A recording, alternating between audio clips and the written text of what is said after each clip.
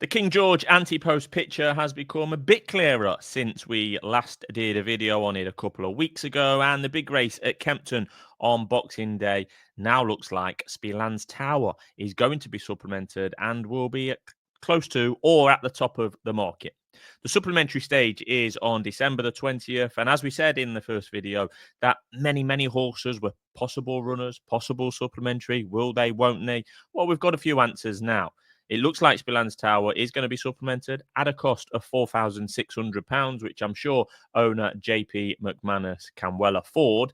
And Spillane Tower was second in the John Durkan chase last time out, behind owner mate in the same ownership, Factor File. Factor File himself will not be going to the King George and will instead be going to the Savills chase over in Ireland. So Spillane Tower, 7-2 there in the market at the moment. Equal favourite anti-post wise with Grey Dawning, and I can see that price getting shorter, to be honest, and Spillane Tower going off a clear favourite on the day and probably in the anti-post markets by the end of this week. He's a horse clearly on the up, a dual Grade 1 winner as a novice chaser last season and a career best effort on a first run of this season, as we said, second behind Factor File, doing all of his best work late. And when he is supplemented, I do expect him to be favourite. Grey Dawning's also up there, 7-2 at the moment. This is the same horse whose trainer said, and I quote, "There's no way you'll see him at Christmas," in the immediate aftermath of Grey Dawning's most recent start at Haydock, where he was second in the Betfair Chase. Plans appear to have changed. But that's a bit of a theme about this King George, particularly from an anti-post perspective in the last month or so. Since our first video a couple of weeks ago, a few headlines. Fast or Slow has been ruled out for the season. Banbridge fell at the last when side-by-side with the returning Energumene in a Cork Grade 2 over 2 miles at the start of December. And it still does appear, Connection still saying that Banbridge looks likely to be going to Kempton. A big step up in trip for that one. And like I say, did fall at the last at Cork. Protectorat couldn't win a 5-runner Peterborough Chase when favourite, and Ginny's Destiny was even further back in that same Peterborough Chase. So it looks unlikely that those two will be running, and Fast or Slow has been ruled out for the season.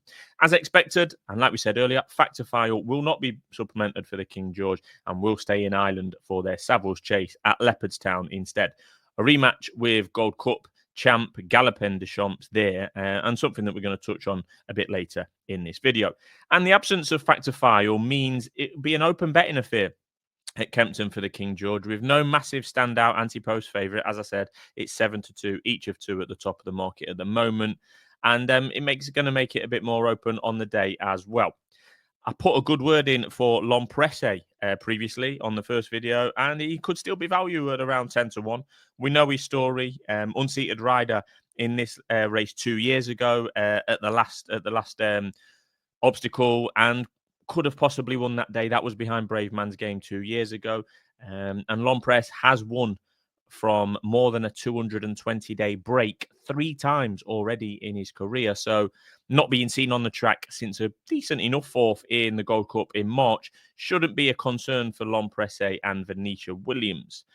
Elite Francais appears to be slightly more likely to run in the King George than he was a couple of weeks ago, although he did bleed when disappointing at Auteuil last time. He'll clearly be pretty interesting if he turned up, but Connections have made noises along the lines of he may run, they're not rolling out, etc., etc.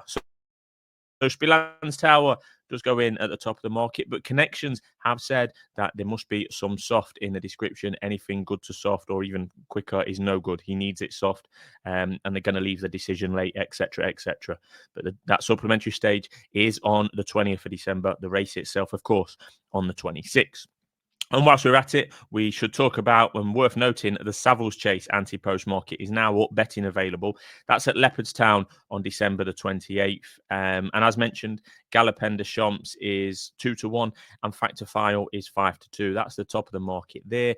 Jerry Colomb and I Am Maximus are at 8 and 12-1 respectively. And then there's a few others in the market that are doubly entered. Either they could go to the King George or they could stay over in Ireland for their Savills Chase. The likes of Corbett's Cross, Hewick, Envoy Alan, Founder 50, etc. Now, wide consensus after those two met in the John Durkan, Factor File and Galopin de Champs was that Galopin de Champs was the one to take out of the race. people appeared to be falling over each other to back him, Galopen, at 4-1 to retain his title and win it for the third time, the Gold Cup in Cheltenham in March. First time up. Trip probably too short for him. Punchestown might not be his favourite track in the world. All valid arguments, but I think that was too simplistic of an assumption of that race, the John Durkan. Let's remember, Factor File was also making his first appearance of the season, was also making his first appearance in graded company, or all age graded company. I don't think that Factor File is quite getting the credit that he deserves. He was behind Galopin Des Champs throughout the race, but particularly towards the business end as well. He had to battle past Galopen as they came over the last.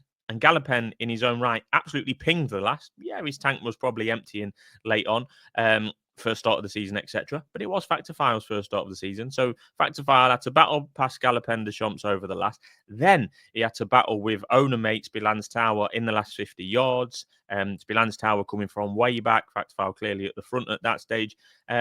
And I thought Factor File was going away at the line, to be fair. I think Factor File won with a bit of authority in that John Durkan. Now, the big difference is between the John Durkan and the Savills is the distance. Just under 2.5 miles at Punchestown. Clearly not optimal for Galopin Des Champs. And at Leopardstown, it's 3 miles and half a furlong. So the general consensus is that the longer trip suits Galopin Des Champs. But let's remember, Factor File has already proven his stamina in a Cheltenham Grade 1, albeit a poor renewal of the Brown Advisory earlier this year, but he was odds on and won like an odds on shot. So the step up in trip might actually suit Factor File as well as suiting Galopin Des Champs. Is there a betting angle at the moment with everything I'm saying about Factor File and Galopin Des Champs? Probably not. Factor File's available at 5-2, Galopin 2-1. I think they probably should be the other way around, to be fair. It's obvious, clearly a close matchup, clearly very good horses, and clearly Galopin Des Champs has been excellent in winning Gold Cups, etc. Might not have been at his best at Punchestown. But I can see Factor File possibly confirming the form of the John Durkan with Galopin Des Champs. It just feels like a new kid on the block. Although he's only a year younger. I mean, Galopin's only 8 years old. Factor File 7. He just feels like an exciting new kid on the block. And I think he can confirm the form with Galopin at Christmas time. Maybe when we get to Cheltenham, that's where, in the springtime, that's where we see Galopin Des Champs at his best. But there's all sorts to look forward to, particularly in the stay and chasing division, particularly with an eye on the Gold Cup. All of these horses, whether they run at Kempton or Leopardstown, are going to be all roads leading to Cheltenham after the Christmas period. Should there be two such similar races 2 days apart in the racing calendar? Probably not, but we're getting into a whole different argument there, aren't we, to be fair? But of course, when this festive period is out the way, all roads will be leading to Cheltenham and that Gold Cup. So plenty to look forward to, as usual. We'll have all the Grade 1s covered here on Racers Now, as we usually do. And make sure you're tuning in on a Thursday for our usual tipping show with SD as we look forward to the biggest and best races every single Saturday. That's recorded on a Thursday night. So if you could tune into that, please do. Speak soon.